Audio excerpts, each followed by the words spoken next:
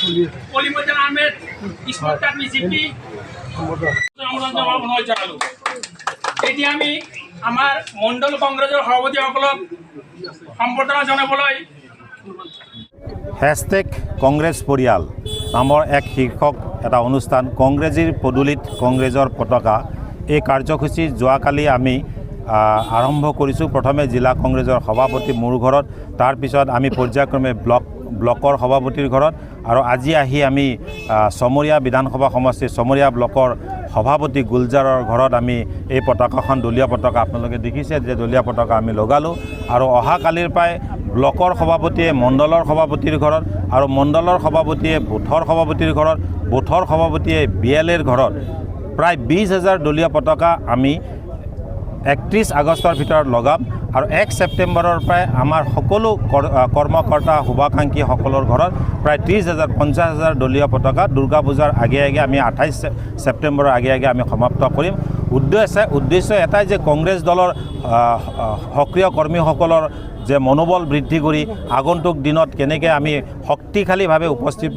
উপস্থাপিত হ'ব পাৰোঁ আৰু এই যে কংগ্ৰেছ দলত থাকি অন্য দলৰ লগত মিতালি কৰা এই কথাবিলাকো স্পষ্ট হ'ব আৰু সেইকাৰণে আমি কংগ্ৰেছ দলৰ কামৰূপ জিলা কংগ্ৰেছৰ তৰফৰ পৰা আমি এই কাৰ্যসূচী লৈছোঁ আৰু অনাগত দিনত আপোনালোকে দেখিব যিয়ে দলীয় পতাকা নলগাব তেওঁৰ পদবী নাথাকে, তেওঁ দলৰ শুভাকাংক্ষী হৈ থাকিব লাগিব। প্ৰথমে মই কৈছোঁ যে হজৰত মহম্মদে কোৱাৰ নিচিনা উপদেশতকৈ আৰি ভাল। গতিকে আমি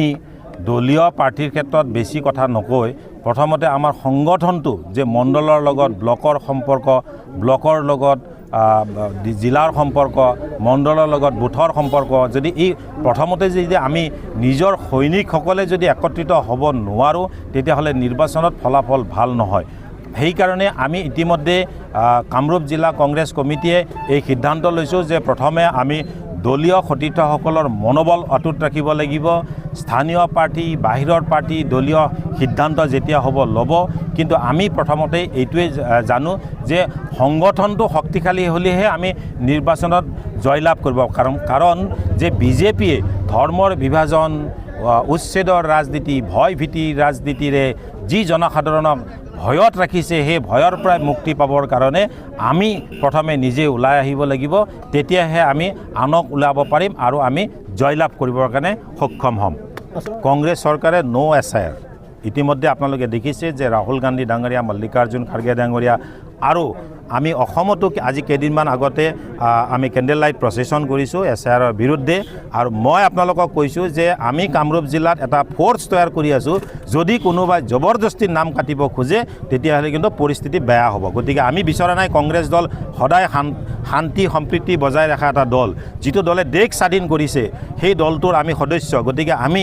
এই যে দেশ স্বাধীন কৰিব পৰাৰ যদি আমাৰ ক্ষমতা থাকে, আমাৰ মানুহৰ যে ভোটাধিকাৰ যদি কাঢ়িব নোৱাৰে তাৰ কাৰণে বিজেপিৰ বিৰুদ্ধে তীব্ৰ প্ৰতিবাদ কামৰূপ জিলা কংগ্ৰেছ কমিটিয়ে দেখা দিব।